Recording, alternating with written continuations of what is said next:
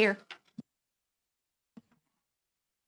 I think Commissioner Crapo's here in place of Mr. Hackley, correct? That's correct. That's correct. Okay, very good. Mr. Fife, Here.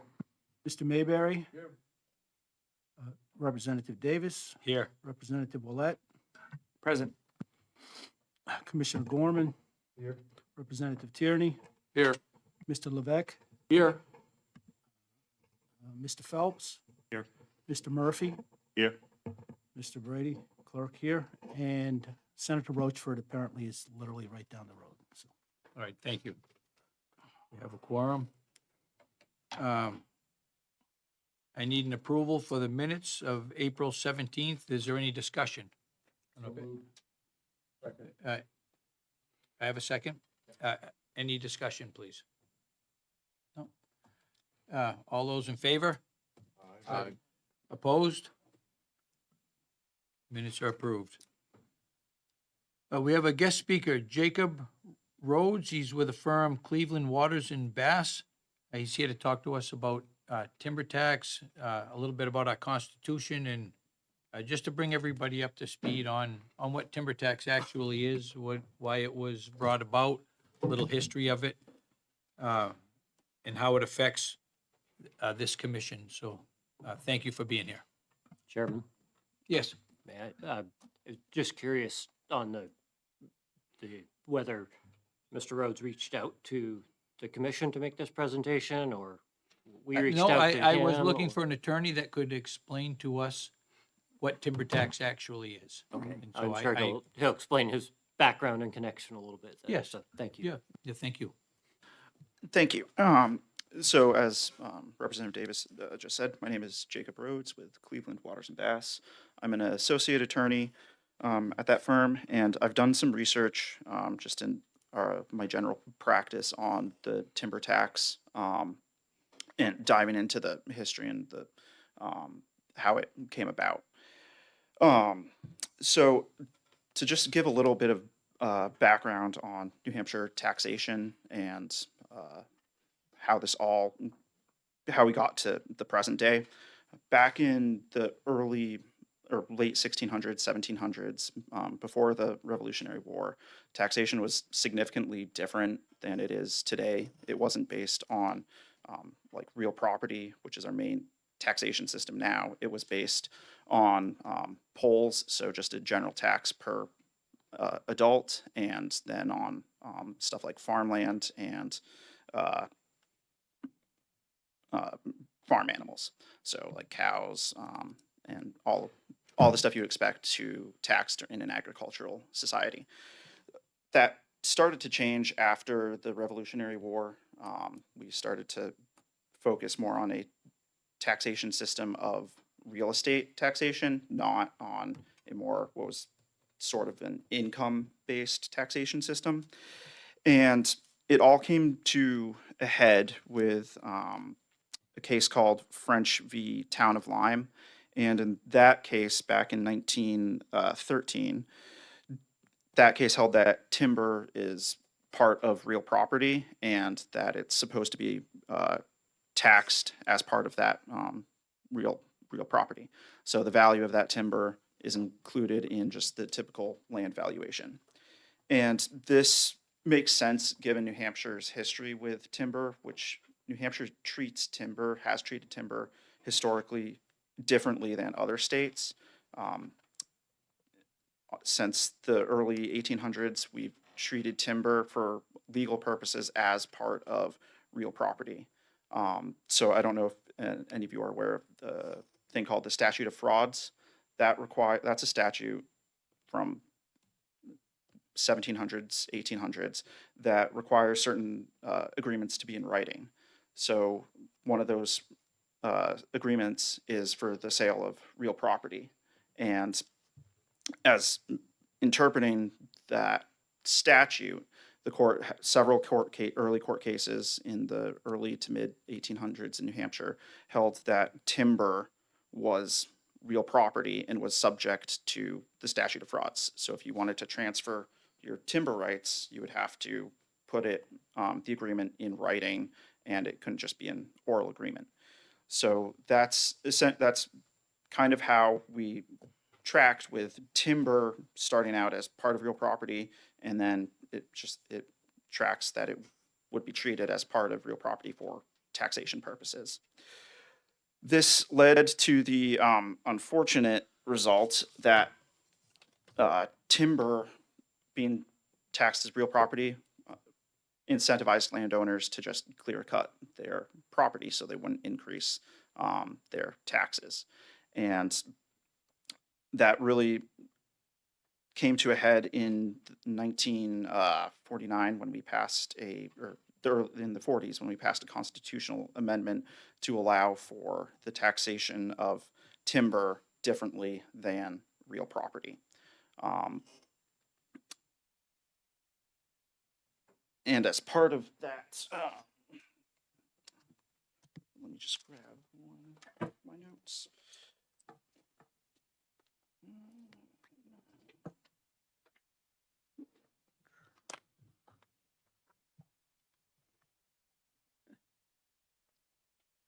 Not sure.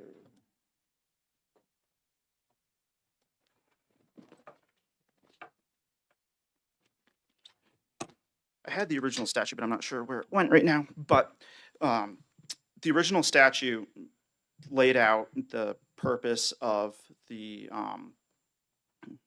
of taxing the timber differently, and among those purposes was to encourage the growth of the timber industry, to encourage wildlife and general purposes for tourism, etc. All of those purposes that come with not having clear-cut land.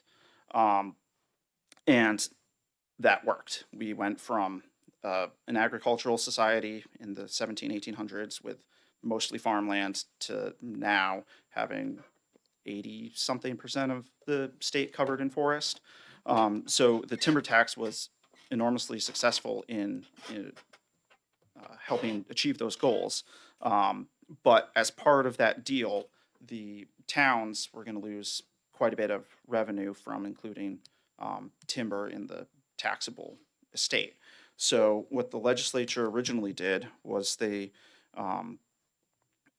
created a system where the state would reimburse the towns for any lost revenue for a certain period of years, and that was gotten rid of. That was repealed in the 50s, but basically the deal was that we're not going to tax timber as part of the real estate. We're going to tax it at the time that it is severed from the land to encourage good forest management practices. And I mean, that's the way I see it. And the timber tax is, it's not a property tax for purposes of like constitutional law, but it's economically, it is a tax on your property. It's just, when do you realize that tax? I'm happy to take any questions. Yeah, so actually, timber tax, I would say it's more of a conservation act, or I think that might be in its actual title, the Yes. Conservation Act of the 1940s or something like that. Exactly. Yeah, the title is Forest Conservation and Taxation for Chapter 79. All right, go ahead. Do you have any questions, or? Yeah, go ahead. Thank you for taking my question. I appreciate you being here today. Our friend, Mr. Levesque, has sent a study around today, or a letter with some very interesting things in it. And it talks a lot about timber yield. What do you consider the definition when we talk about timber? What is a yield? Do you mean the timber yield as in the yield from the cut trees, from the cut timber? Well, and maybe Charlie can expound on this a little bit, because we all talk about yield when we talk about timber and timber tax. And Right, so I sent around to you and Attorney Rhodes, I did not send it to you, I didn't know you were going to be here, but I can get it to you. a report from the Granite State Division of the Society of American Foresters. The National Professional Organization of Foresters is the Society of American Foresters, and there are local chapters all over the country. And New Hampshire's chapter, about 9 years ago, started to work on the timber tax to figure out whether or not it was working as intended, whether or not there was a better way to do it, whether or not it's a big administrative burden for those in the timber industry, and it brings in revenue. But that was the purpose of the study, and so the study, the timber tax study, concluded in 2024, and just at our annual meeting in February of this year, the membership adopted it for public release. That's why I was able to send it to you. So there's a 78-page report that goes into the history of it all, and also does an analysis on a particular tax year to look at it. In that tax year, there was about $1.3 million, which it's kind of gone around, it's been right around that number for quite a few years of revenue statewide. And so that whole study looked at it in depth, and the history. All of what you've described is in there, so we do have it documented in there, and it could be helpful to our discussions. But the issue of yield, I think, is important, because it's really the timber yield tax that we're talking about, because you're only taxed when there is a yield. So if there is not a yield of timber, in other words, the timber remains standing and attached to the soil, then there's not a yield, and you're not assessed the timber tax. And so the word yield is in there, and all the discussions that we've had over the last few years surrounding carbon, we've gone back to that word because it's already in statute and already is key to the timber tax.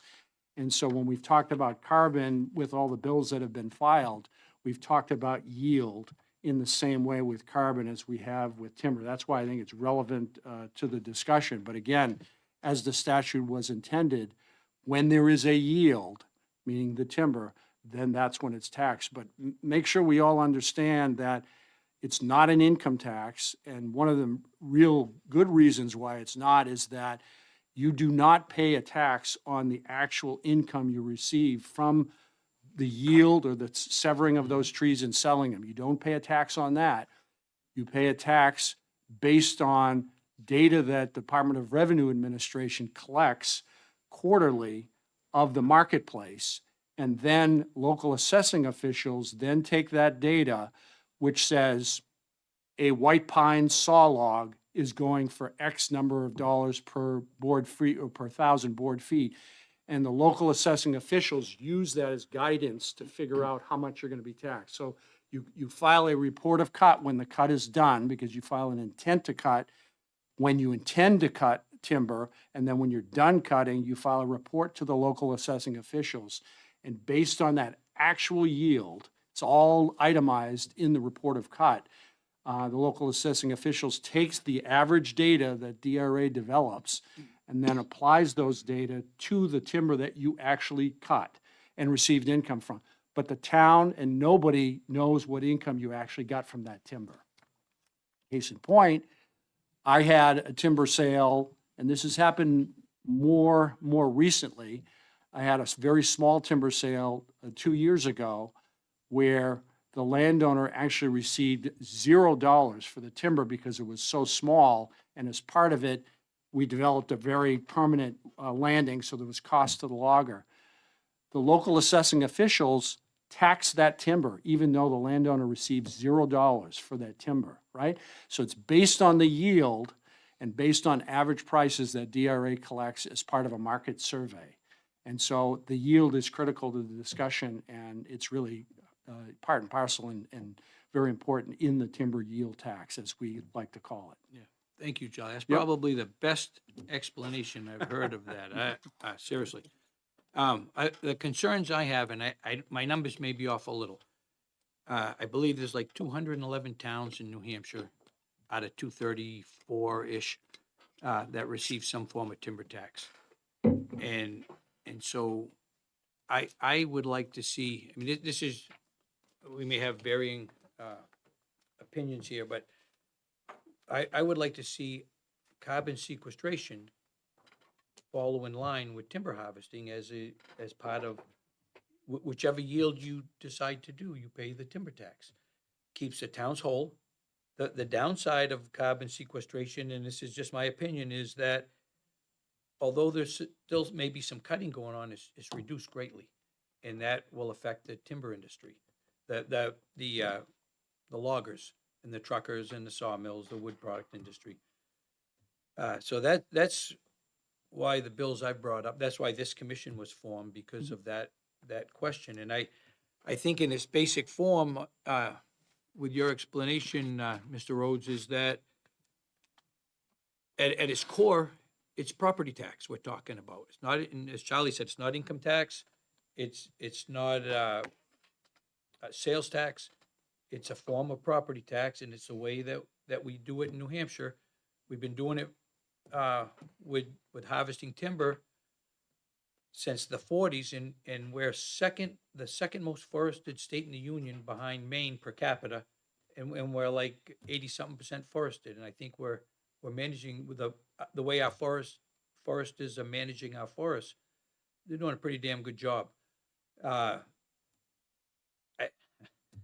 got a hard time seeing something come in that claims that they're saving the earth by getting rid of greenhouse gas emissions, when in my hometown of Milan, we have probably the largest softwood sawmill in New England, Milan Lumber. The logs that they used to get out of Pittsburgh, they're now making up for that by getting them out of New York. So there's fossil fuels involved. It's actually, that's called leakage. I think that's doing the opposite of what the claim here is. So I guess my point is, what's your opinion? Should carbon sequestration, the yield of that, be considered similar to the yield from harvesting timber? So I think I think the towns already have that power under RSA 79.5, which permits towns to tax landowners if they don't cut with a reasonable in line with reasonable forest management practices. So if you just leave your property undeveloped and just let it go wild and don't cut any timber ever, the towns do have the option of assessing your property for the value of that timber. I mean, the reason towns don't do that too often is because it's a cumbersome process. You have to go through and basically assess all the standing timber on the property to come to a value, which is very labor intensive, and it's probably not worth the funds you would get in from that If tax. I may, it'd be like a town in my district, Clarksville. Yeah, If they went out and took the time and spent the money to do all this for what they would get back, and they may not even win the case, it wouldn't be very profitable. exactly. And so, I mean, it's all just how do you determine the value of what should be taxed. One way of doing that is just the simple way of doing that is with what DRA does with the stumpage value. Another way could be the value of the carbon credits. That's another perfectly valid way to assess the value of what that timber is. So I mean, it's the towns are already empowered to tax the standing timber. It's just how do you arrive at what the value of the property should be. Yeah. Let me go ahead, Matt. Thank you, Chairman. And this, we may have to ask someone on the commission to answer the question, but sir, on the value of the timber or the value of the carbon sequestration value, how is that factored into the assessment of that real property, that acreage? And how is that leveraged with or against any current use taxation? And the question, and then the part B of that is, because I truly don't know, if you have 200 acres and it's in current use, and you harvest the timber, does that move that 200 parcels out of current use and into regular baseline taxation? No, that won't move it out of current use, and the value of the timber isn't, it's not gonna it doesn't affect the assessments current right now, unless the town goes through that, process, in 79.5 of assessing the standing timber. So the timber isn't really gonna affect the value of the, property or, or the assessment, and current use, there's several different designations for current use, but it generally won't, it won't take it out of current use, cutting the timber. May I have one follow-up? Yes, you may. If I had 20 acres with a building on it, the property tax would be assessed upon the asset that's on that land. Why wouldn't timber be considered the asset that's on that land for assessment values? It's because of the constitutional amendment, which allowed the, state to tax timber differently than real property. I mean, so it's really, it was included, as you're suggesting, it was included in the value of the real property, before 1949. And then after that, when RSA, at that time it was 79-A, now it's just 79. Yeah, so now it isn't, it's just not included by virtue of statute. Thanks for the education. If I may, Matt, I believe it was to promote growing your timber and stop the clear cutting. That's why they took it out of the way they did and amended it. Thank you. Jim? Thank you, Mr. Chairman. Thank you for taking my question. Is there any way, no offense, that you know of where the yield, whatever you want, could be worked out without lawyers? Because that is one of the biggest sticking points for any town that has to deal with it up here, is they do not want to, under any circumstances, get involved with their own town attorney and then the other side of the aisle, because they may wind up having to pay both bills. Yeah, I understand that. It's going to be similar to how assessing is done. So, I mean, in all these towns, they all have to assess property values, and the landowner can fight that in court or not, or in the BTLA. And I think if you wanted to avoid attorneys, you would have to come to an agreement with all the parties, all like the stakeholders basically agreeing to whatever solution the legislature decides to come up with. Beyond that, it's really just you have it's really just how the legislature wants to assess the value of the of that timber.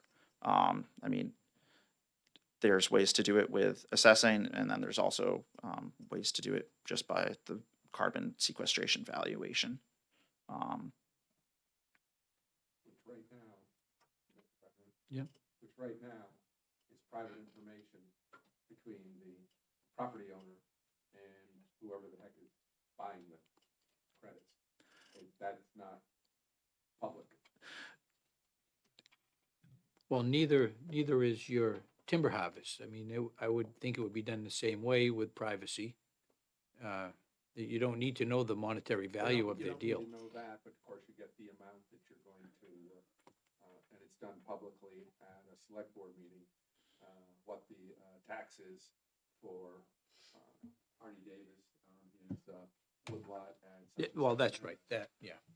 I think technically speaking, DRA could get would be entitled to get that information, because from my understanding, the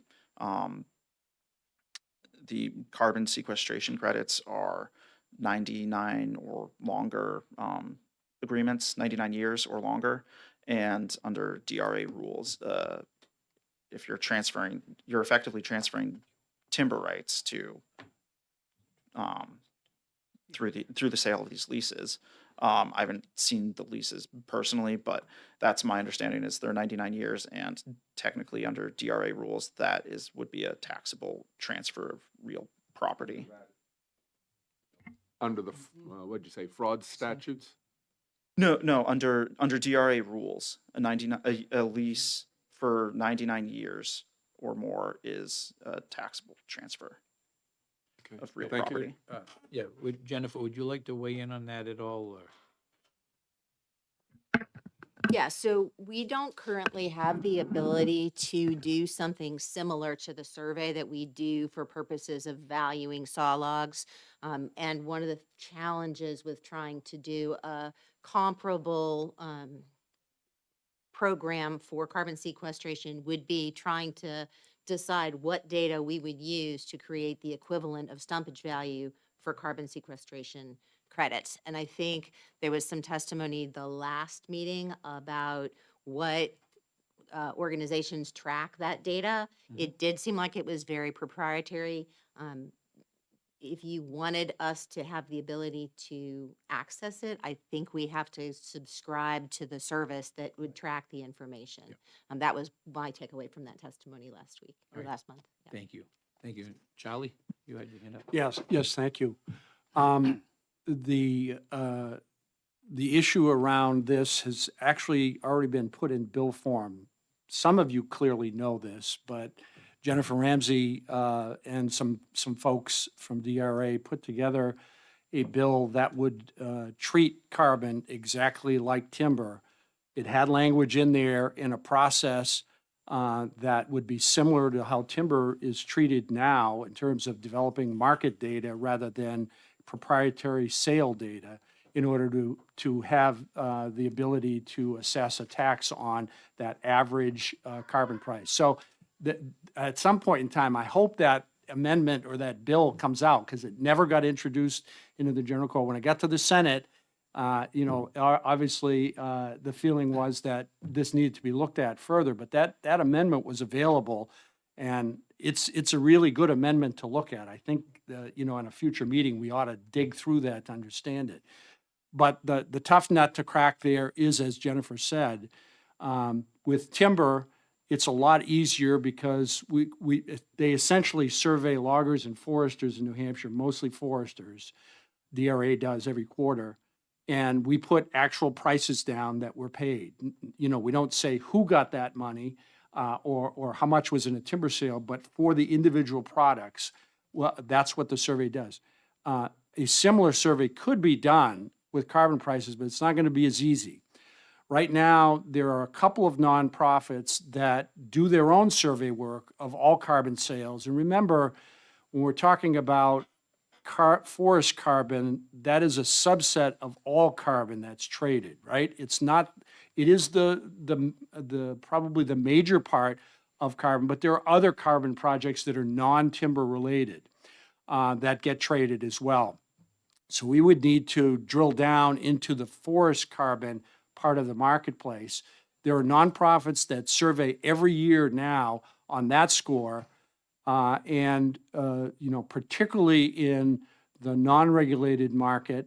The 99-year number that's been thrown out is only for the compliance market, which is largely California for anybody outside of California. Washington State has a program very similar that's tied to Quebec.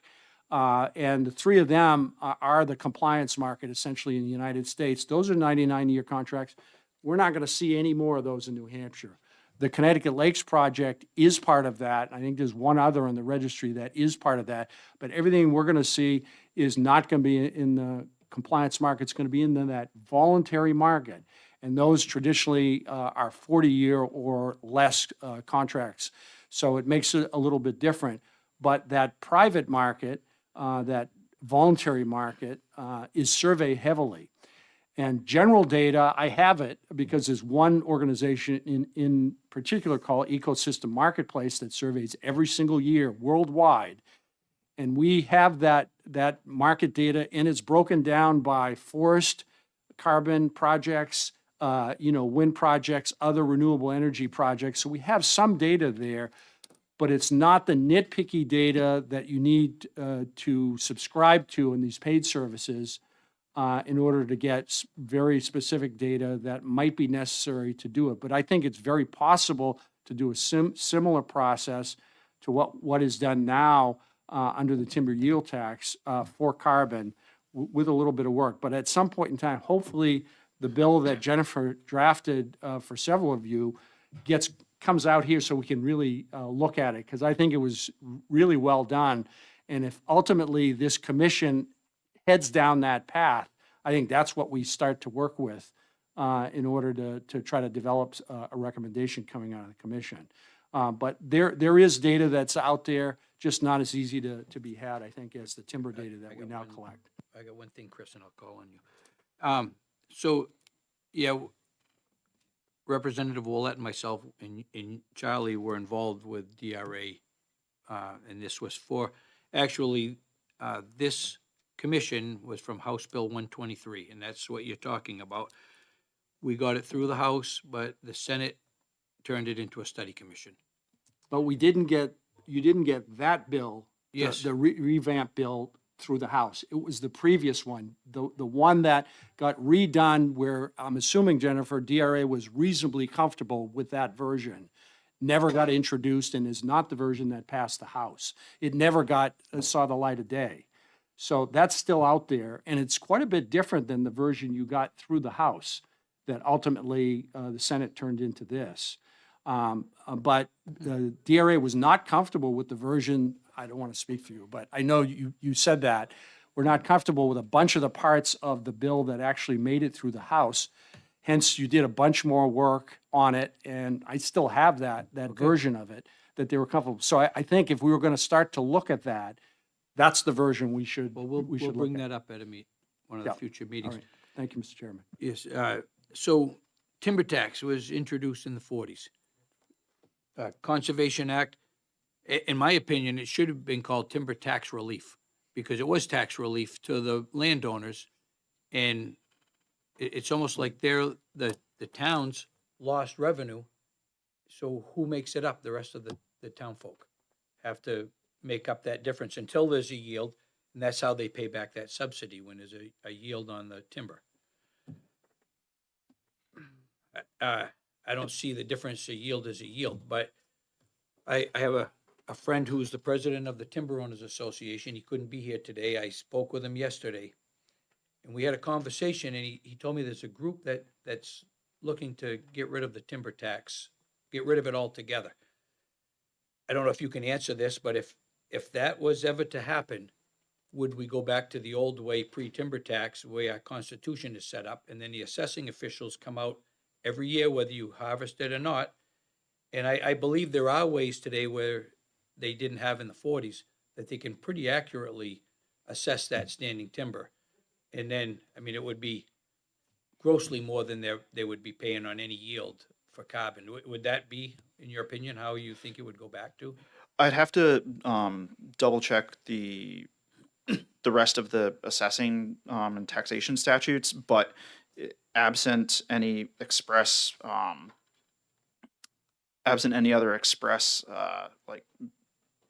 exemption for timber from being taxed as real property, the Constitution doesn't say that it has to be taxed separately. It just says that it can. Absent any express exemption in the rest, anywhere else in the statutes, I think that would be a defensible position for the towns. I'm a landowner, and I would much rather pay a yield tax when I do a timber harvest, or if I did a carbon sequestration project. I'd rather pay 10% of whatever DRA tells me, rather than have the assessing officials come out every year and assess my standing timber and pay the value of that every single year. But I might be clear cutting as well again. Mhm. But that's my opinion. Chris? Thank you, Mr. Chair. Uh, Just, I was wondering if you could expand a little bit on the statement you made that, that the, sorry, gotta find my notes here. Carbon agreements transfer the timber rights. I haven't seen the agreements. My understanding is they are essentially leases. That's my understanding. I'd have to look at look at one to figure out whether to see how they're actually handling that transfer. But my understanding is it's effectively a transfer of rights or a restriction on the landowner's rights. And if it's a lease, for 99 years, can be a taxable transfer of real property. There could be loopholes that I haven't thought about getting through that. If it's not an actual transfer of your property rights, if it's just a restriction. But it's my understanding of what these agreements generally are is they're effectively leases. That's what I've been told, but I haven't looked at a specific example of a lease or of the agreements. Thank you. My experience with these agreements that I've seen that I'm familiar with, they don't transfer. The landowner develops a plan along with the developer to say, here's how we're going to do our forest management. And then that plan captures additional carbon essentially through growth. So maybe you defer the harvest a little bit, maybe you defer it on certain parts of your forest, and then that's what you're getting paid for. But there's no, when it comes to which tree is going to get harvested, that's still a decision for the landowner and the forester. When the tree is harvested and goes to the landing and goes to a mill, that tree never had any restriction on it per se. Mhm. So given that, if carbon was treated as yield at the same as timber, would you then have the same thing apply, the same piece of RSA 79.5, where if a landowner did not sell their carbon, the town could then tax them on the value of the unsold carbon? Well, it would depend on whether they're cutting or not. So I mean, a landowner wouldn't be required to sell carbon credits. It's just whether and the landowner's not required to cut timber. It's if they were cutting timber, then it depends on if you amend that section to say that.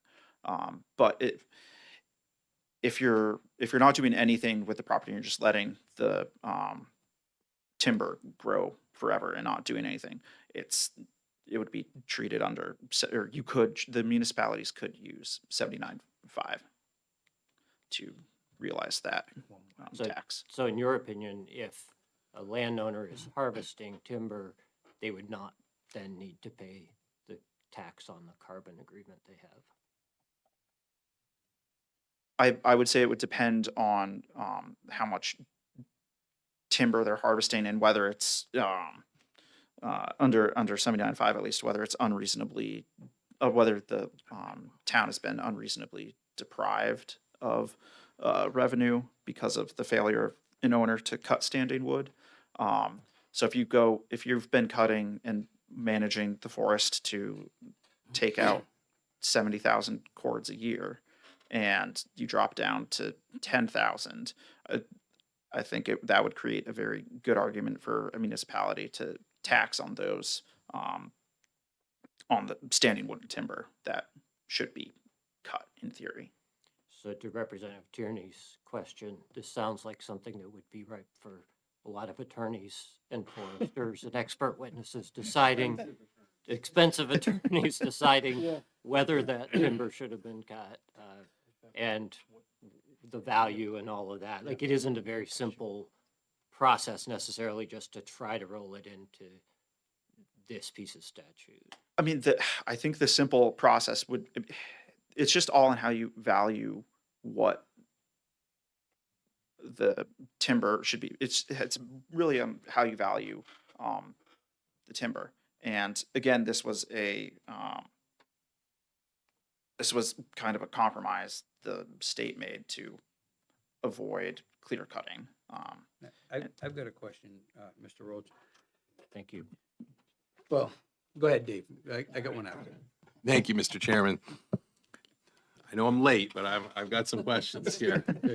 And I am late, so but I think actually some of the things that were discussed, I've got two questions, actually. Go ahead. So look at why we're here, why I'm here. The reason I'm here is because I've got towns that are missing out on timber tax and it's affecting their budgets. And, we kind of are looking at the reason because, these big pieces of land that were being cut pretty regularly are now in carbon programs. And that's, the way the carbon programs operate, you don't cut at the level that you used to. So let's just take carbon out of this, just for the reason why I'm here is that my towns are missing tax revenue. I know this is a carbon commission, but let's just put that on a shelf for a minute. And I go back to RSA 79.5, which you've talked about. Again, carbon aside, it appears the towns are very empowered in RSA 79.5 to say, well, let me stop there. So then you get the carbon tax or the timber tax that came about as a conservation effort. And I have to assume the way that was written and the way that was put into the Constitution and statute was it was the assumption that the land would eventually be cut. I mean, we won't do it all now. We're not going to skin our mountains, but we know that there is value here. So the assumption of the state legislature, I would have to assume, and again, it goes along further back than me, was the assumption was eventually we're going to cut this, but in an effort to implement wise conservation practices, let's not, let's slow it down, and we'll get we'll be made whole, but it will be over a period of time. So then we get 79.5 and still operating under that assumption that eventually the land will be cut, the towns will be paid. 79.5 is kind of an escape clause in all of that. Again, carbon put aside, where the towns could say, hey, we know that this was supposed to be cut. You're not cutting it for whatever reason. Maybe you want the trees to grow up. Maybe it is carbon. But the towns have the authority then to say, you're not cutting enough. So we're going to tax, instead of you getting that yield tax when you cut it, we're going to take our assessment now and we're going to collect that tax on that standing timber. And if you do happen to cut it in the future, we'll credit you back all of that. So it seems to me in 79.5, the towns, carbon aside, could say, hey, Clarksville, we're not getting our timber tax. We're going to go and assess that, and we're going to take that tax now, or any unincorporated place. But I think because there's been this good faith arrangement over the years, decades, that we know we're going to get it, we've not exercised that right that we have in 79.5.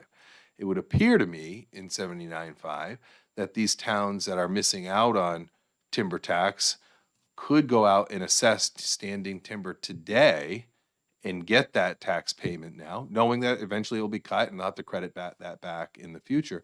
But it seems like maybe the towns are not utilizing a tool for collecting taxes that they have in their toolbox already. Is that a fair assessment?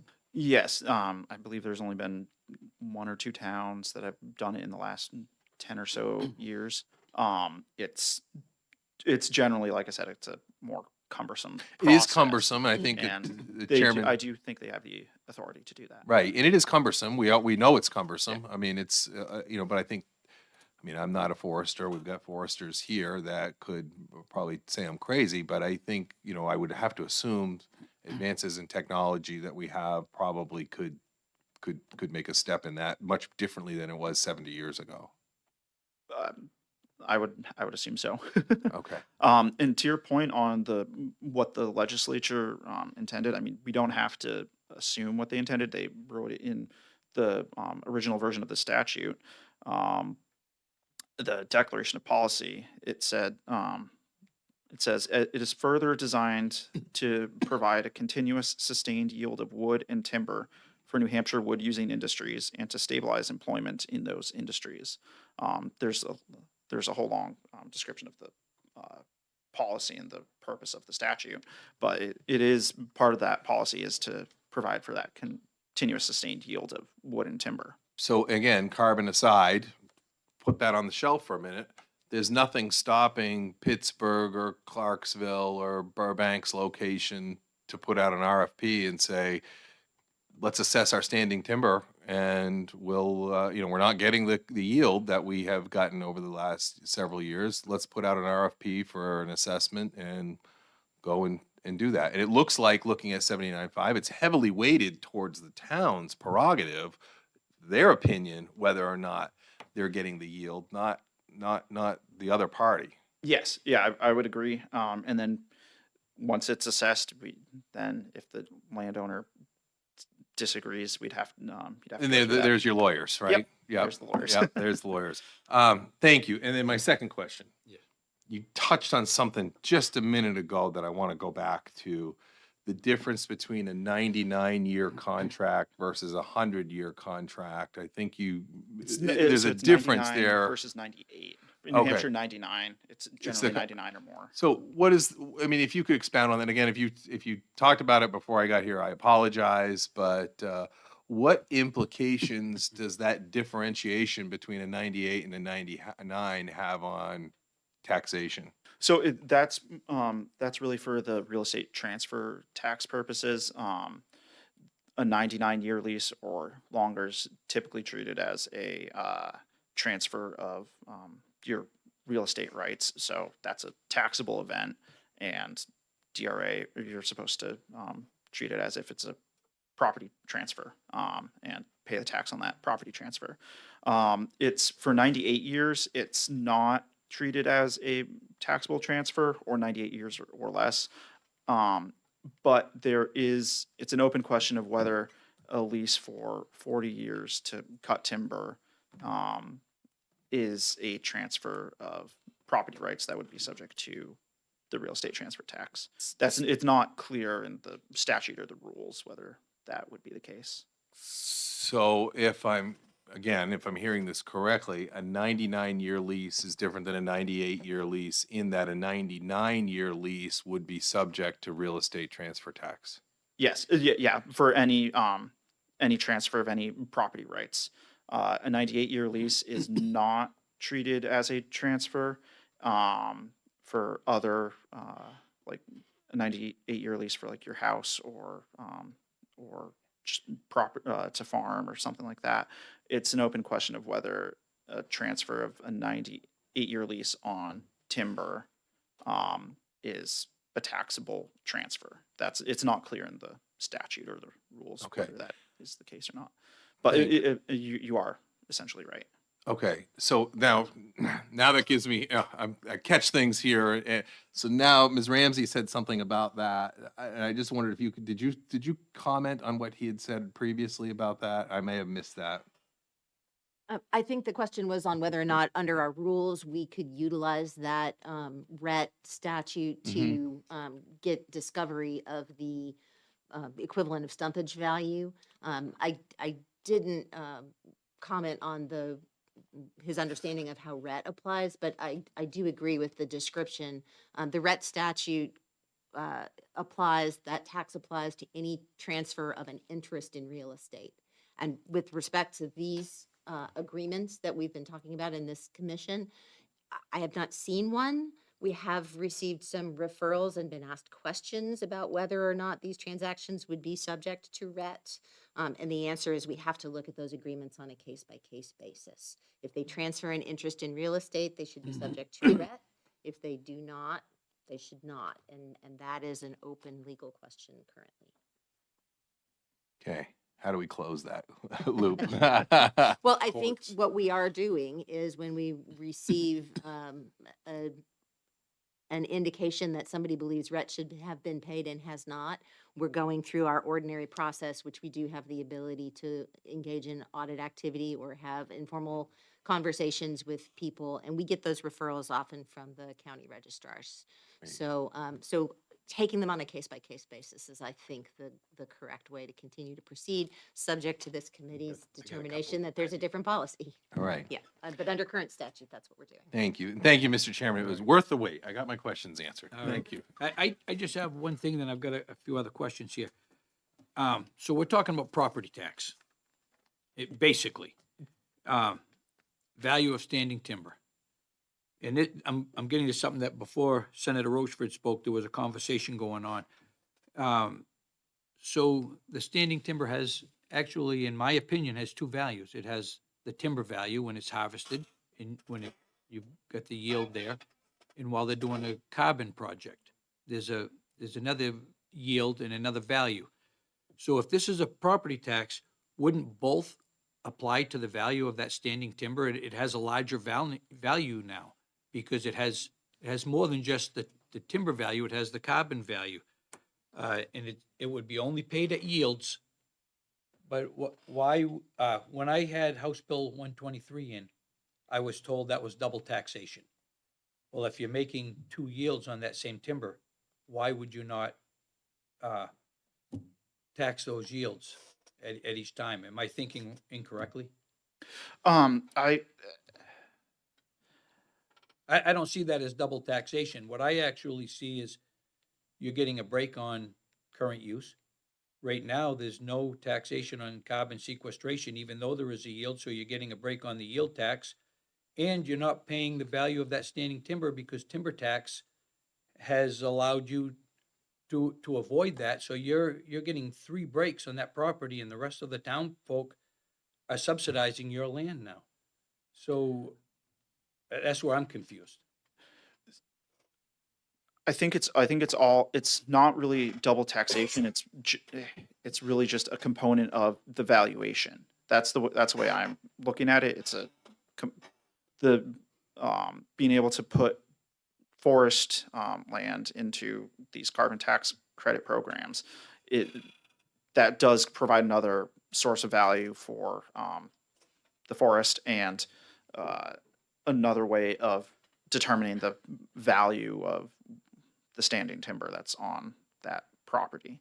I mean, it's not really going to be a double taxation if you're realizing a value at one point. It's kind of like just any land. You're not getting doubly taxed because you rent out a house and then also grow crops on the same parcel of land. That's all just part of the valuation of the property. Right. Okay. Well, thank you. Mr. Yeah, Murphy. thank you. My question really was very similar to yours, and I guess I'll just say it's expounding on what you're saying. As I'm thinking about this, it's really just it's analogous to planting a tree, cutting it in 40 years, getting a yield, putting another tree in the ground, and cutting it in another 40 years. If you, rather than cutting it at 40, you put it in carbon sequestration, pay a yield tax, and then cut it at 80 years and pay the yield tax. It's just another yield. You just found a way to. You've increased the value in your Right. property. Yeah. Thank you. Jim. Thank you, Mr. Chairman. If I remember what I was going to say, I'm going to take off my representative hat and put on my chairman of the Board of Selectmen hat. Part of the stuff that Senator Rochford spoke about, yes, the towns are weighted 79.5 works for us. Problem is, we're having difficulties in the North Country getting assessors. We can assess the land. And we're not talking about assessing 1 acre, 2 acres, 3 acres. You're talking about, in Aurora's case, the headwaters, 146,000 of them. Yeah, okay, there are drones that can go over and do stuff probably along the lines of LiDAR and figure out what everything in there is, what its valuation would be, and that. But that costs the town money that they now have to spend to try to get their taxes back that they're owed on it, and then it's all gonna wind up in court costing them more money. They're liable to be total losers, money-wise, and not see any equivalent tax monies. They'll have spent everything out there. Money is the big problem, but the problem up here in the North Country is try to find an assessor. Okay, we've got foresters. Try to find an assessor. They're being very, very difficult to come by up in this neck of the woods. Okay, and I'll change heads back. Thank you. Go ahead, Matt. Thank you, Chairman. We kind of talked a little bit about current use and things like that, but the question I have is, can the legislature change the current use so that if you harvest timber or levy a carbon sequestration over that acreage, can that kick you out of the current use exemption, thus the reduced property taxes, because you've now changed? Can the legislature change that? I don't think you're gonna find a legislator that wants to touch that. It's kind of holy grail, and I wouldn't want to get rid of current myself. So I don't know if maybe Charlie Well, could it speak would, to it wouldn't that. get rid of current use. It would change if you begin harvesting timber on your land, you change it from that current use of a tree stand to harvesting. I'm gonna let Charlie talk on this, and I believe that's an acceptable practice under current use is to manage. It the is, forests. and a little background on me, I've been involved with current use since the early 1980s, and I currently chair something called the Statewide Program of Action to Conserve Our Environment Space. It's not an outward organization, so you probably haven't heard it, but it was the organization that organized a constitutional amendment in 1968 that allowed for current use to be put into law.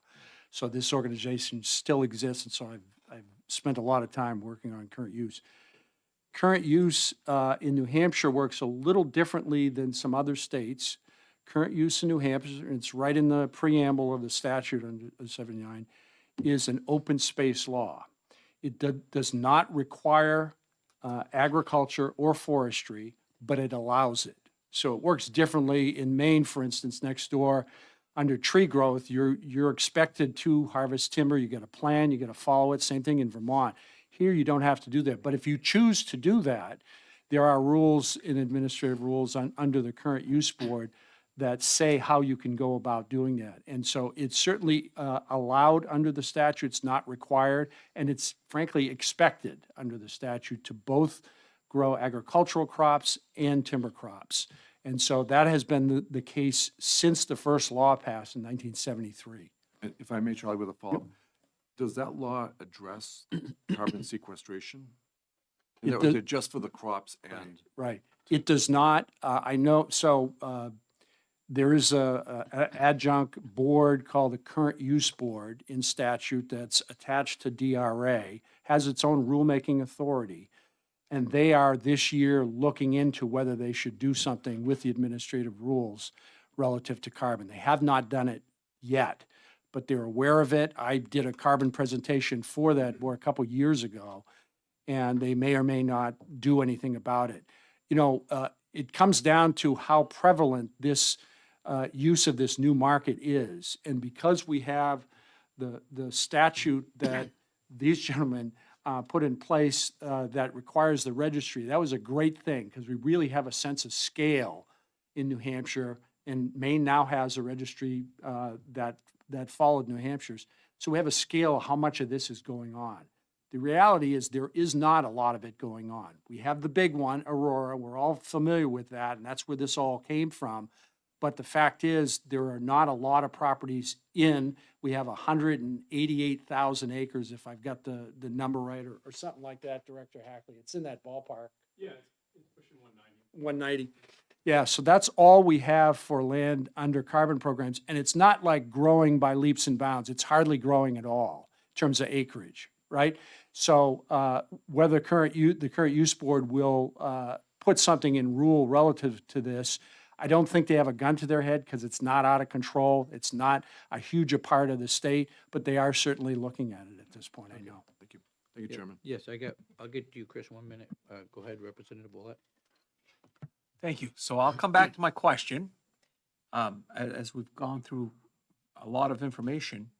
So, in your opinion, again, this is your opinion, not, when we talk about timber yield tax, is selling carbon a timber yield?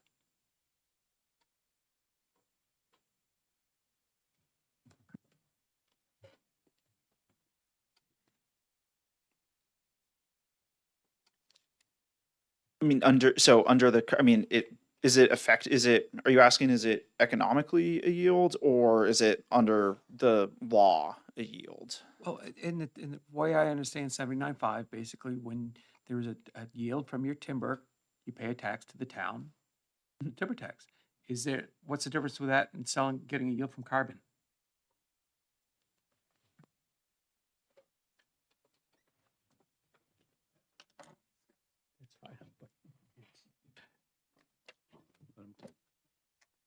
I would say economically it's a yield, but legally it's not a yield because the timber tax is focused on cutting timber. So if the legislature wants to say that putting the timber into the conservation into these conservation agreements, that's realizing a yield on the timber. I think that makes sense that it's an economic yield, but the timber tax is focused on cutting timber. And again, this is a old law that hasn't changed since like the 50s effectively. The fundamental parts of it haven't changed since the 50s. And they were focused on a very different problem of too much open space, and now we have the opposite problem, having not too much forest, but it's all forest now. So I mean, it's not a yield in terms of 79.5, where because they're not cutting. And I don't want to put you on the spot. I just I value your opinion. The second part of my question is, if you go by your train of thought in the law somewhere, and I apologize, I can't tell you exactly where, but there's exceptions for firewood and maple syrup. Now, so they're given a pass for maple syrup producers not to pay you a yield, and that has nothing to do with cutting timber. I do have that statute. Let me pull it up.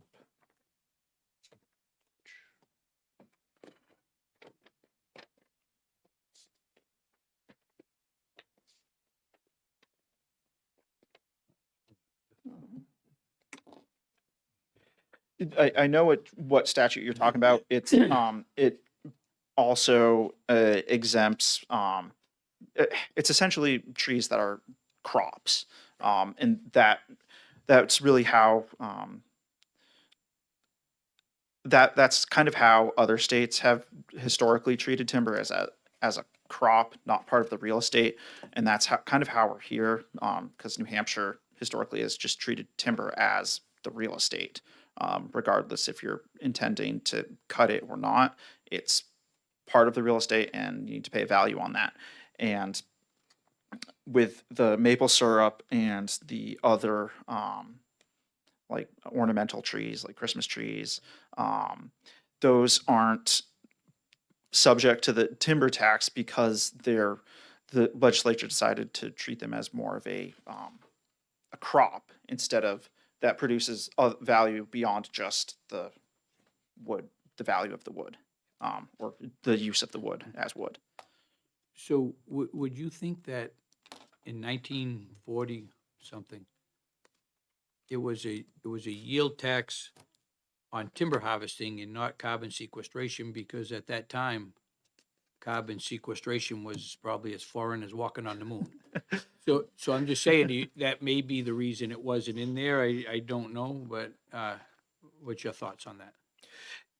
Yeah, I think that is probably an accurate statement. And again, it's just they were dealing with a very different issue. This is back when we had Yep. lots of fields. We didn't have like the same wildlife back then that we do now. Like for example, the turkey populations increased significantly. They were just dealing with a very different issue and trying to encourage something that they were successful in encouraging. Yeah, timber growth, yeah. Yep. In forest growth in general. I mean, the Declaration of Policy also says it's also the purpose of this act to protect the water resources of the state, to minimize the effect of droughts, to maintain a more constant water level in wells. So it's not just focusing on growing timber and realizing the value of that timber. That's part of it. It's also to just all the benefits of increasing the forest and not having the entire state be grassland when it never was grassland Yep. Well, thank you. originally. Chris, go ahead. Thank you, Mr. Chair. Just following up, my understanding on the maple piece, if you decided to harvest those maple trees, you would pay the yield tax on those. Yes. I think that it's speaking to the if a municipality decided to go after timber that wasn't being harvested, that they were being deprived of the tax on, they couldn't go after a maple producer and Right. say, you owe us for not cutting those maple trees. Yeah. And then I can't help myself, but, speaking about double taxation on the tree, the difficulty I have with that, I'm sitting here, I'm looking at the beautiful grain of this wood. I think most of you know that's by cutting the side off the log, and it's the rings of the tree that create that grain. Well, if you look at that on the end, on the stump, probably almost every one of us have bent down by a stump and counted rings to see how old a tree is. Those rings, that annual growth of fiber, is carbon. You're essentially storing carbon. So in the example of 40 years and 80 years, if at 40 years I enroll a property in a carbon agreement, remember, carbon agreements don't speak to specific trees, but we'll talk about a specific tree in this instance. And that tree grows for 40 more years. When it's cut, when we count, there'll be 80 rings. Would have been 40, but we waited 40 more years. Now there's 80 rings. Those rings are all carbon. Those rings go up the tree. That tree is grown in diameter. You want to tax the landowner both for the tree, the value of that tree, which is a bigger tree now, and you want to tax them for the carbon that grew on that tree for 40 years. I don't see how that isn't double taxation. You're taxing exactly the same fiber in the tree as carbon and as fiber that's going to be turned into a board or pulp or some forest product. So that's where I get hung up on the double taxation piece as a forester thinking biologically about trees and how they grow. The sale of carbon offsets, that the issue I think we're really wrestling with, the issue for me and many of us as we think about this, is the health of the communities. Senator Rochefort talked about this, and Representative Tierney, this tax goes to the municipality. And there's not many other ways to directly, that I understand. I wish Jennifer was still here, but I'm definitely not a tax expert, but it seems like one of the issues here is this is one of the few taxes that goes directly to the community. So how do we find a way that's fair that will, allow communities to realize that value, but not do something that could have unintended consequences and ramifications of trying to twist a current law to fit what we want it to do. So that's just what, as we think forward, I know we're going to talk about, some of the things we need to study as a commission, but I think that's one of the really difficult issues. I totally get what you're saying. Where I disagree is, if this is truly a property tax, this is the value. We're not talking about the growth ring, we're talking about the value of that timber, the standing timber. It has a value. And a property tax value that's being subsidized by the town until there's a yield, it's still being subsidized every year by, if it's my woodlot, I'm asking all you people, if you live in my town, to subsidize my woodlot while I'm making a yield off it every year. And then at the end, when I harvest it, I make another yield. And that's the only time I would pay that yield back. But I guess it would be likened to if I had a home, my house is in Milan. I pay property tax on the land, I pay property tax on the building. I put a big addition, and I say, now you want to tax me on that too? Why don't I just pay on my original building and on my land? I've increased the value in that house by putting the addition. By doing a carbon project, I feel you've increased the value of that standing timber. It's brought more value to that. And that, I mean, I may be wrong, but that's how I see it. Well, with due respect, you don't get a yield as a landowner every year. And the Well, whole no, purpose of this was to avoid landowners cutting all their timber so that they didn't have to pay a tax. I take every that year. back. It would only be when there's a yield, whatever, if it's every 5 years, if it's one time in the contract, I don't know how the contracts are either. And I think that, again, is why this is such a difficult issue, because you aren't dealing with any difference of the tree. You know, the tree is still doing what it does biologically, and carbon, as, you know, when Charlie gave his excellent presentation on the basics of carbon, we all now know that's something that's going to happen anyway. When this law was passed, when the constitutional amendment happened, trees were already storing carbon. They weren't thinking about carbon when they wrote this, but now someone has decided that's worthwhile to pay for. And landowners, frankly, need to have that protected because, you know, as we need the municipalities to be healthy, landowners and the time value of money in trying to own timberland is the most difficult thing about owning timberland. That's why you have things like current use, because otherwise that timberland turns into developments. It gets, you know, the highest and best use is no longer necessarily grown timber. And so thank you for the chance to respond. Yes. Appreciate that. You have anything? You've been awfully quiet. No, I guess what I would say is, I accept everything Chris is saying, but what I would say is there's a cause and effect of the advent of carbon. At least we think there is, and that's what we're trying to get to the bottom of. The most interesting thing about Mr. Rhodes's presentation is that I never knew the legislature was that benevolent to actually set up their own little pilot in the 50s until they cut it off as you transitioned from the old system to the new system of the timber tax law, yield tax. You know, from a municipal perspective, there's really two issues.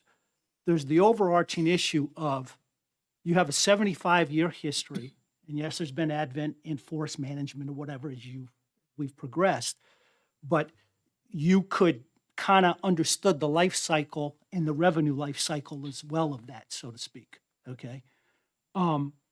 So it's like, what's the pie you're dealing with, the bigger macro pie? And that cash flow may change a little bit, but you kind of have a history to be able to budget, et cetera, et cetera. You come into carbon, I think it's part of the issue, you cause and effect. So what does that do?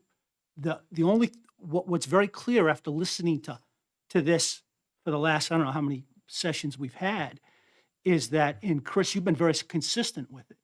And it's in the minutes all the time, and always make sure it's in the minutes all the time. And it's, well, you may change the cash flow because carbon, if you want to partake of carbon, it may be less or bigger cuts, but more of the smaller cuts, the select cuts, or wherever it may be. So you tell me, what does that do to a municipality's cash flow? And you say ultimately that, well, if we let it grow more, you create a higher value product that we may reap a higher reward. When? I mean, and that's just purely just sitting here doing budgets. And you're right, it's very complicated. It's extremely complicated. But, you know, I mean, I think that's why we're here to get to the bottom of it, you know, one way or the other, hopefully from the state perspective.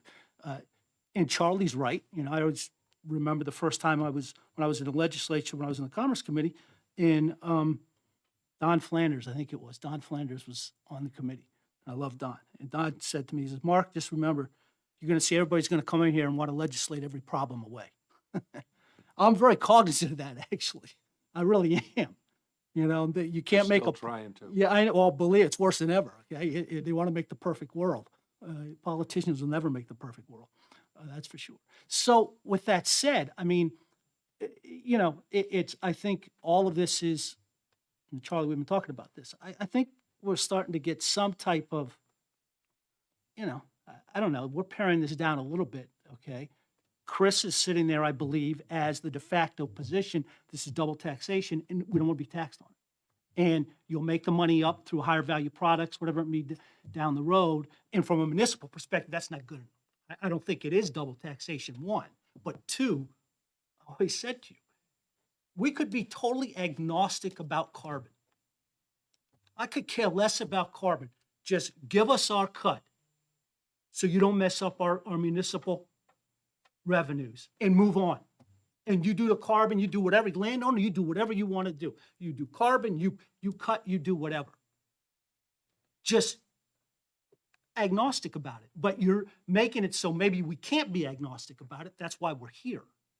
And that is the issue. To go to Jim's point about, I can see in my mind, oh, if you want to play hardball and force the towns to say, okay, maybe we will try to find a way to go do the assessment. Can we do it or not? I don't, the county, maybe the county will look at it, see what would it entail? You know, there's the old adage, the devil you know is better than the devil you don't know. And maybe you lay up a little bit and take a birdie versus a eagle, or you take a par. I don't know. But everything's on the table right now, everything. I think it's fair to say. Jim?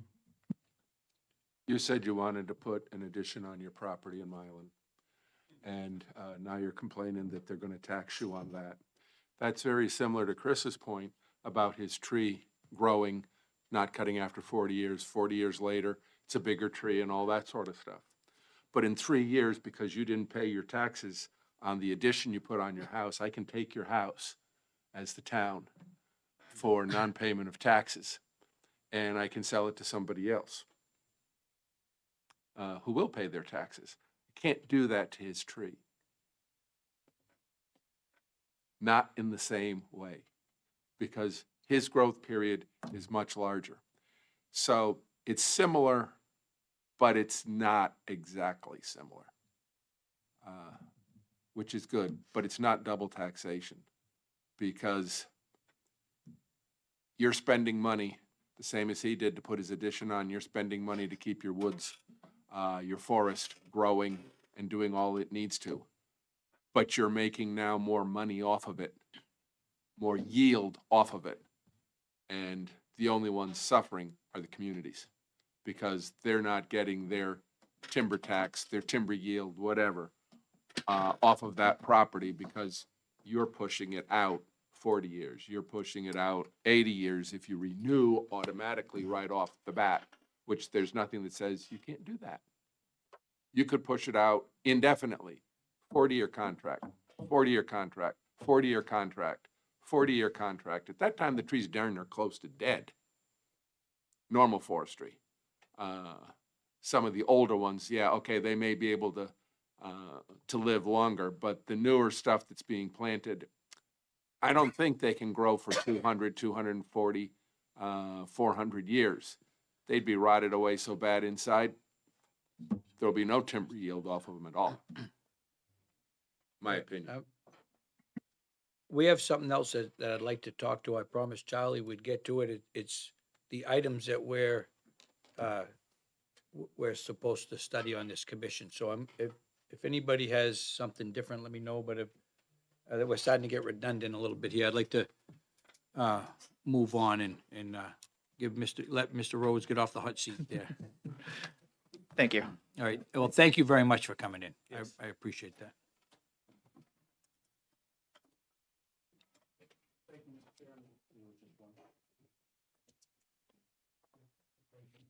Yeah, there's one sheet going around. It's just the excerpt from Bill, and it's got the chart.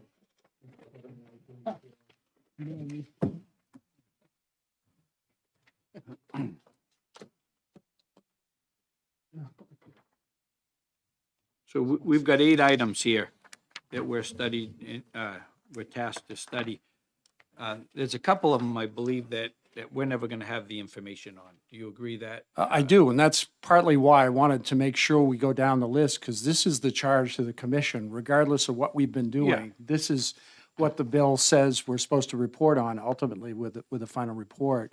And so I'm wondering, would you mind if I went down through them No, one by I one? appreciate that. Because I have some ideas on some, and some are kind of taken care of. But, so the first one has to do with the actual contracts, right? I'm going to read them because I think it's necessary so we can look at some of the words. But for existing agreements, and that is a carbon sale agreement we're talking about, or other arrangements under New Hampshire landowners have committed any standing timber on their property to sequestration of carbon emissions through registration with a carbon credit offset registry or similar program, the length of such commitment and any restrictions on or disincentives against logging of such timber. So we do have a registry because of the bill that you all passed. It doesn't ask for most of the information in here. We know the county that the properties are in, we know acreage, but we don't know the length of those, although we can guess for pretty much all the ones that are on the current registry, the length of those agreements. So we probably have a lot of that information here. It's going to be either 40 years or the 2 or 3 that are the 99-year agreements. And most new ones coming in are going to be the 40 years or less. So we have most of this information we can get right from the registry. What we can't get in here is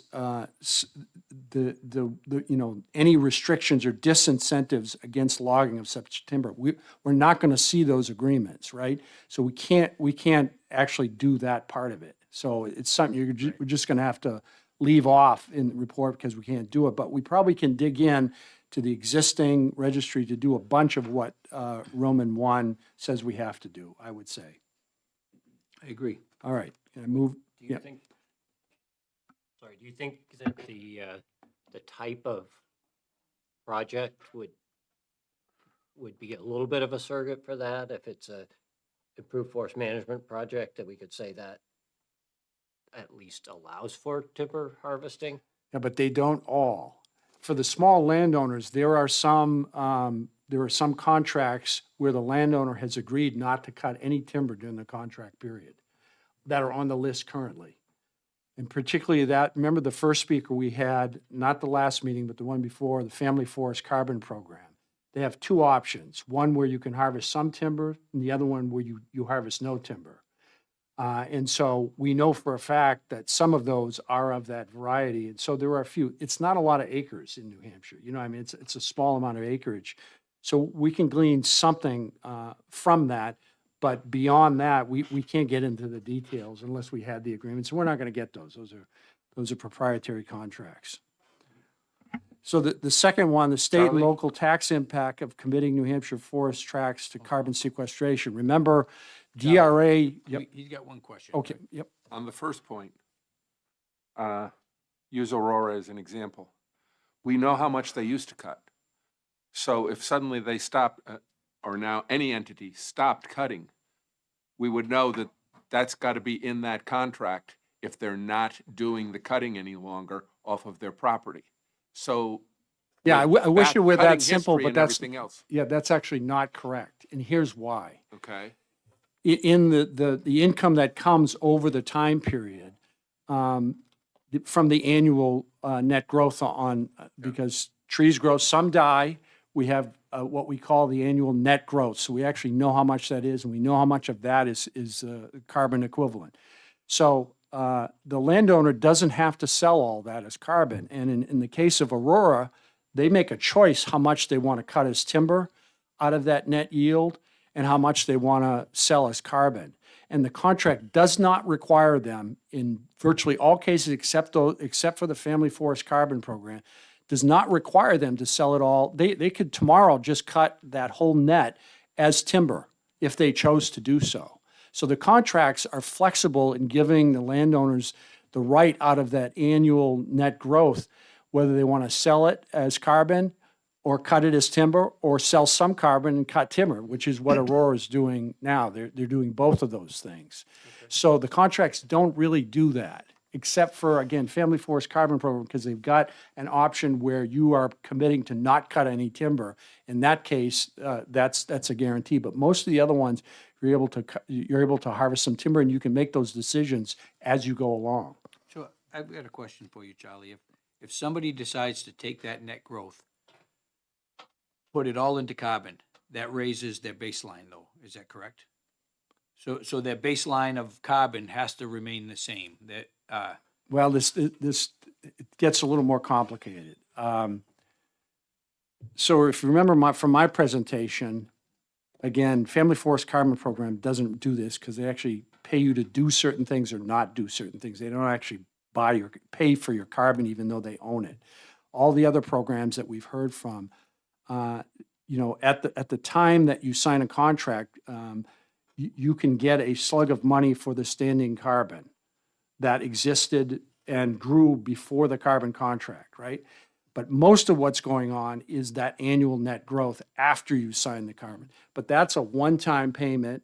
And, the previous landowner, because it wasn't you guys, the Forest Land Group, they netted a huge multi-million-dollar payment one time because they got paid for the standing carbon on the day that they signed the contract in 2013, right?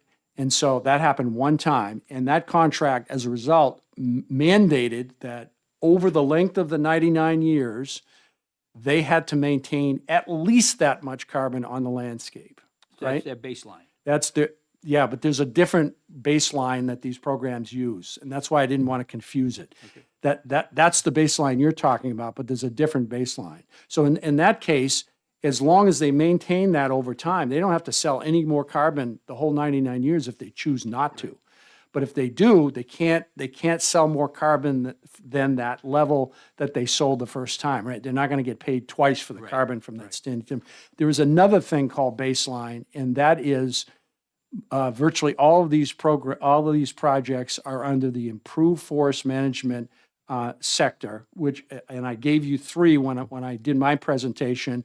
One essentially was afforestation, where you're putting trees where there are no trees now. That's very clear, right? You had no trees, you get trees.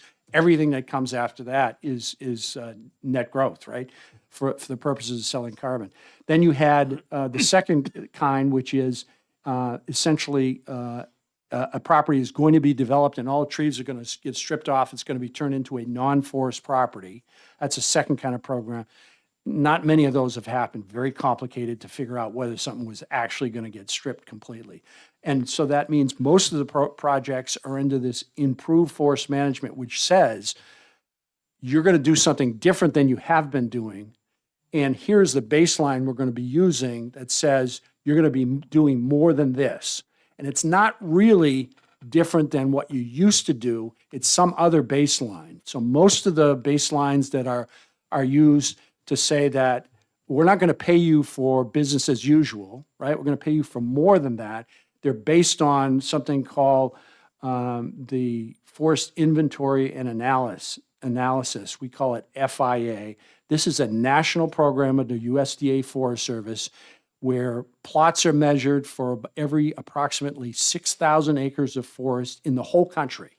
It's not just here, everywhere. And these programs generally use the average stocking, because we have that data, how much timber is out there per acre in terms of volume from that FIA program, and they base it on the county that your property is in. And that's the baseline. They basically say, you've got to have at least that much timber, and above that is what we're going to pay you for the carbon. So that's the true baseline definition when we're talking about these carbon offset programs. It's not that standing timber when you sign the contract, just kind of FYI. Okay. Yep. All right. So the second one is about the local tax impact. And remember, DRA did a report based on another bill that you all filed, and they issued that. I sent it around to all of you last fall. And so that exists up to a certain date where they analyzed what's out there. And, their conclusion, if you remember, is basically that there's such a small data set of landowners that are in this that they couldn't really draw any conclusions about whether it was affecting local, tax revenue. We know from one-offs like Pittsburgh before the agreement was struck, we know that there've been changes in those big properties, but there are only a few in. Remember, of the 190,000 acres in New Hampshire so far, 141,000 and change is with one landowner, right? So the rest of them are generally small. There are a few with a few thousand acres, but they're not big.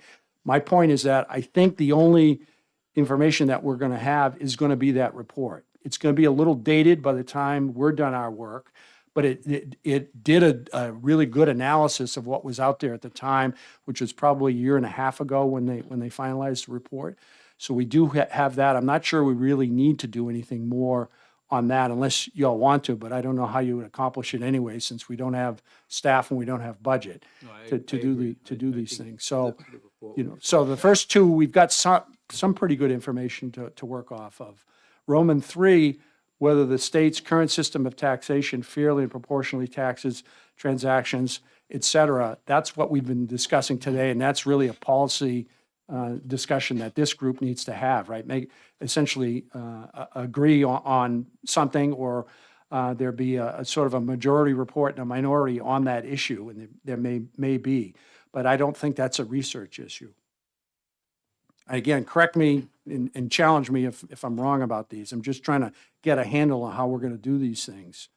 Roman 4, whether other statutory provisions interfere with the powers of cities and towns under RSA 79.5 to tax standing timber that has been committed to carbon sequestration. We talked a lot about 79.5 today. I'm not aware of any other one. I don't know who could. I mean, we could have asked Jennifer to try to have DRA answer this. I don't know if you've had discussions with Jennifer about her agency doing a little research, but that would be an appropriate one, it seems to me, to ask DRA to dig in a little bit. I don't think there are any other ones there. And since we're on 79.5, I didn't say it while the discussions were going on, but the problem with 79.5 is simply that DRA has never developed administrative rules to help towns and cities implement that. That's the problem with it. Not that it can't be done or that it's complicated. I happen to think it doesn't have to be complicated, but they need rules just like they have for the current timber tax law, which basically says to communities, this is how you will do it. Here are the 3 forms that we use, right? It's all in there, and not that it doesn't get challenged before the Superior Courts or the Board of Tax and Land Appeals. That's general property taxation challenges that happens. But we have a way to do it, and it's been in place for a long time because we have administrative rules. We don't have it for 79.5. We have nothing. It's just a raw statute from the 40s. And if I were making a decision for a select board in a town, I'd be hesitant to go after it because it's wide open how you do it, and that's why it could be legally challenged, just because there's no meat on the bones of 79.5. And so it seems like DRA could figure out whether there's anything out there. I don't think there is, but you could probably ask Jennifer if they could weigh in on that. And again, cut me off and weigh in on this stuff as I'm going. I'm just trying to get through the list. Roman 5, whether the purchasers of carbon credits generated by carbon sequestration in New Hampshire forests should be taxed by the state for the benefit those credits confer. Again, we talked a lot about that today. We're going to have a lot more discussions about that. That's not a research question. That seems to me to be a policy question for this body. Roman 6, the impact of sound forest management practices, including minimization of forest fire risks. Now, this is saying for the lands that are under carbon offset sales, has there been an impact on sound forest management practices, including whether it's minimized forest fire risk? I don't know how you would possibly answer that with any research. You'd have to do a comprehensive survey of those who are in the registry and ask a whole bunch of pointed questions in order to get any information on this at all. And, you know, that's certainly possible to do a survey of those folks, but who's going to do it and how are you going to pay for it? Charlie, I agree. That sounded good in legislation when Yeah. that was put in, but I agree with you. I don't see there's any way we're gonna get the landowners to give us information that's gonna help us with that problem. Well, at the end of the day, I mean, it's gonna be an answer like, to me, like the RA's report, not enough data. Right, I mean, exactly. when you look at the number of Right. acres enrolled that we would be asking the question of Yeah. compared to all the forested acres in the second most forested state in the nation. Go ahead, Mike. And as far as including the minimization of forest fire risk, I agree with everything you just said. But is there a possibility that the impact on forest management practices, that we could maybe invite someone from Fish and Game to talk about animal habitat and the extended length of timber growth versus new growth impacts, that type of things in theory? You certainly could. So the implication there is that if you're not cutting timber, we have fewer acres that are in what we call early successional habitat, which certain wildlife benefit from. You could certainly come in there, and that's what they're going to say. You know, if you have fewer acres, or we're having fewer acres over time of early successional habitat, it will have these effects on these critters, right? They can certainly come in and say that. I don't know that it tells us a lot, because the problem is, with 190,000 acres that we have. Director Hackley, how many acres of forest do we have in New Hampshire today? 4.7 million acres of forest. So it's 190,000 acres out of 4.7 million acres. Tiny, tiny amount. So that sample, Fish and Game would have to go out on every one of those properties to see if it's affected the habitat on those properties in any significant way. And frankly, they've only been in for, most of them, less than 5 years. So I don't see how they could draw any conclusions on that. Go ahead, Mark. No, what I would say is that, if you remember, they did opine on Aurora's first proposal. They did. Okay, Yep. and they wrote a pretty good, 3-4 page analysis of based on what Aurora was proposing in that first proposal for a cut, what they believed it would do to the animal habitat up in the headwaters property. To the degree that you could invite them to come in and explain that as a micro, you know, that it shows you, and you extrapolate maybe based on, I think you could probably do that, and it's probably not a heavy lift for them either, since they've That's already a done it. logical way to approach it, and Yeah. they've already got it down in writing. So good idea. Go ahead, Chris. I agree with Mark on that, and I think, you know, I was gonna mention the certification piece. The forest certification is a level of, that requires certain wildlife considerations in timber management, and the largest number of acres that are under agreement right now by far are also third-party certified by an organization with a standard that requires them to consider wildlife and wildlife habitat.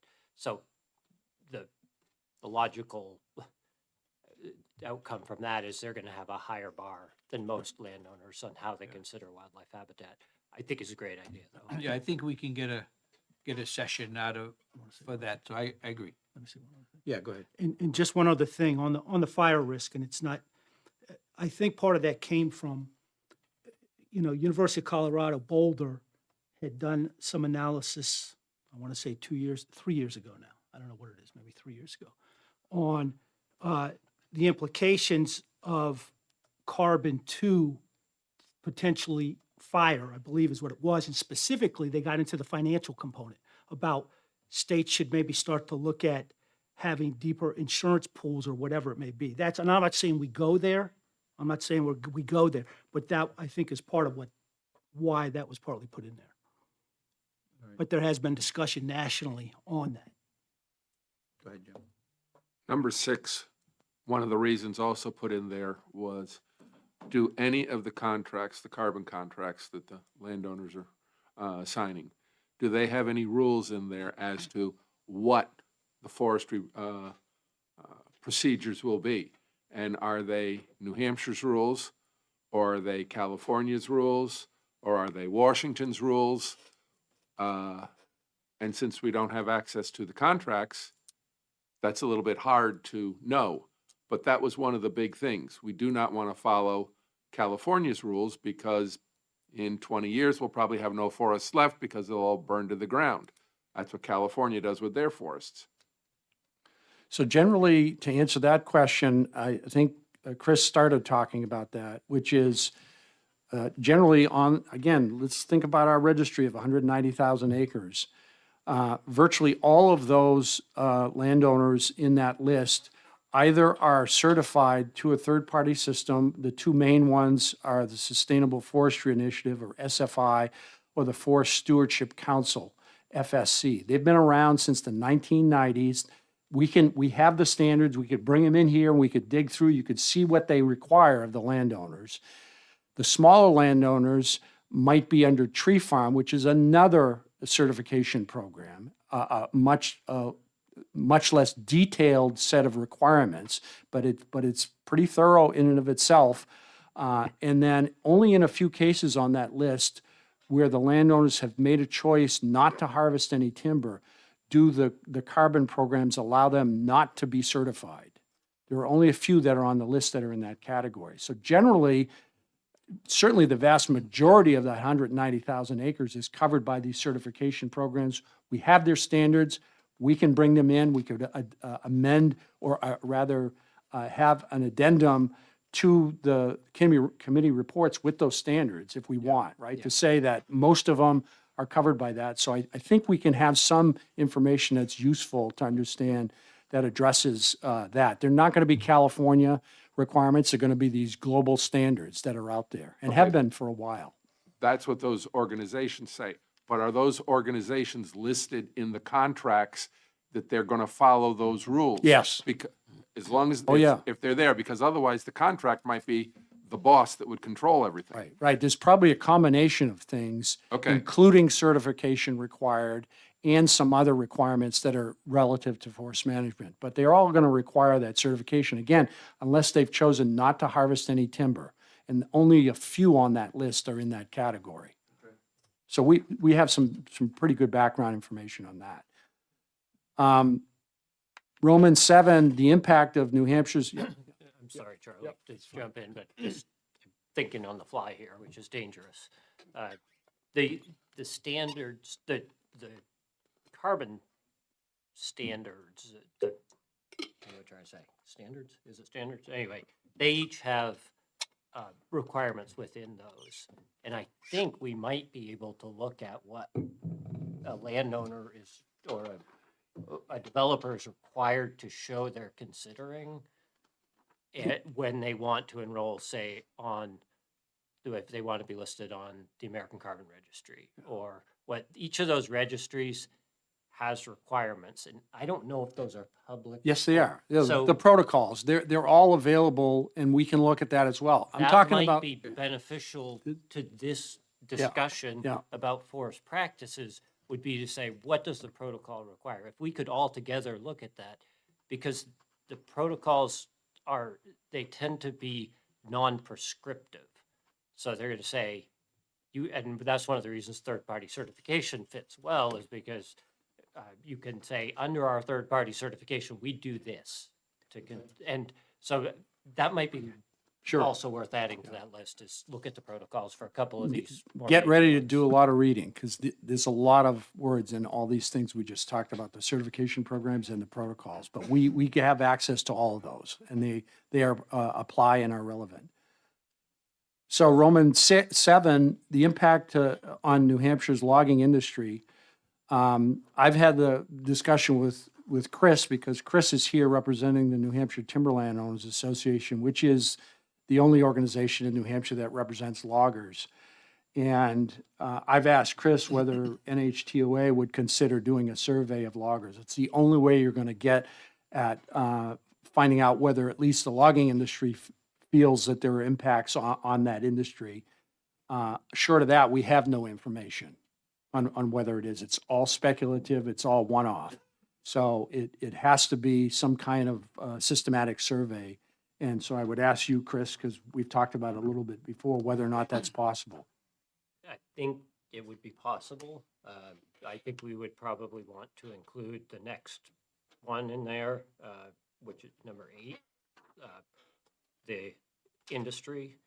I think it would be more appropriate to have it be a survey of both loggers and industry if we're gonna do it, put it out there to both. So yeah, there would be some work around trying to develop that and then get it out, but, You think? Chairman, may I ask a point of order? Shouldn't these requests for other reports and opinions come from you as the chair versus individual Well, commission members to each I'm- other? I'm taking notes, and like this, number 7 and 8, I would welcome the NHTOA's report, but I also would like to check with Mylan Lumber. There's a number of loggers in the Pittsburgh area I'd like to talk to. I'd like to not just have it one report, we'll make a session out of this and have people come in and speak. Because I just wanted to make sure that, we defer to the chair of the committee, not individual commission members, because they're not running the meetings. Right. You do. Right. Thank Sir. you. That's fine. I'm trying to help the chair No, I. figure this yeah, out. I- That's, I've got- yes,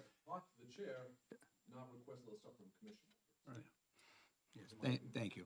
No, yeah, an NHTOA doesn't intend to do anything. Well, we may do a survey on our own if they so choose, that's fine, and would make that information available if it was useful. But again, I am only offering that up as TOA, just like supposedly, I would assume home builders might be able to do the same thing, so. the last one talks both about the state level and national level. National level, we can't do anything with that. And I don't know, Chris or anybody in the room, I'm really not aware of any national studies that have been done to try to answer this question yet that we might use. I'll do another search, but I don't think that exists, at this time. Not to say that somebody won't do a study at some time in the future. There have been a few studies that have been done at the state level by universities around the country, but they're really state-based and not national. So for Roman 7 and 8, if the chair wants to, I think the only alternative is to ask the New Hampshire Timberland Owners Association to essentially reach out and do a survey of their members. I think that's the only way to do that. Go ahead.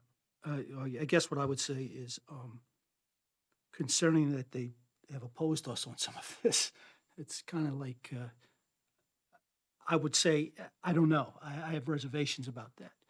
The other thing I would say is that on 7 and 8, I know that in some of our submittals, look, we do have economists. We have done some analysis.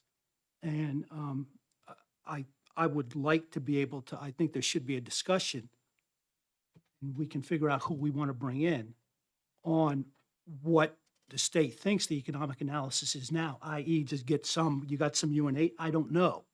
I certainly would have Bob Unsworth come up here from our perspective, who is a very respected economist and forester. And I think you should have somebody else. I think we have to address this.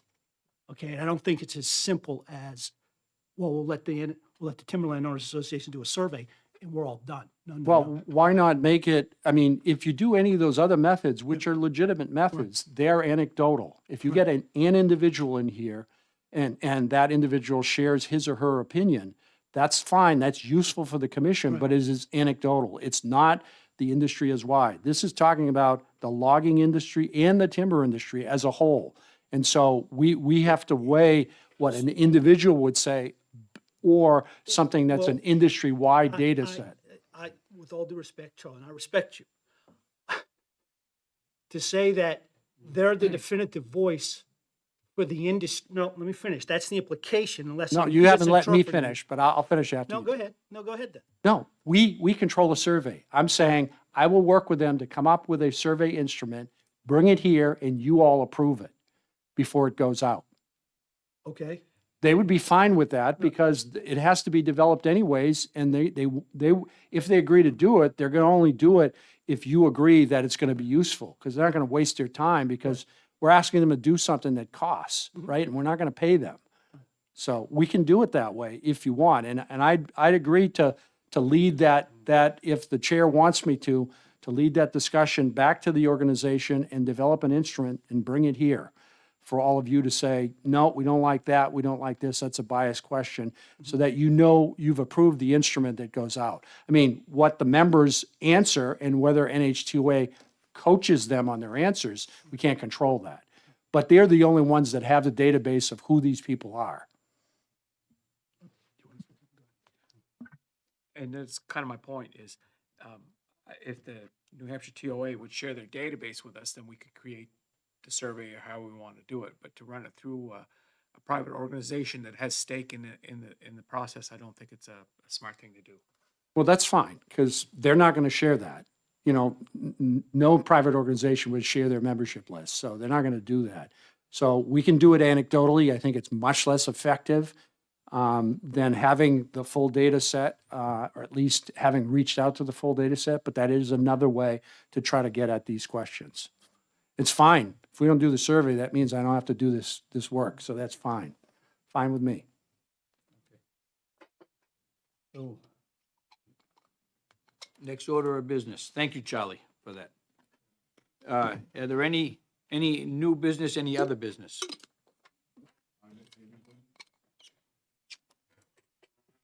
I'm gonna have to, yeah, to be determined. I'll send that out to you.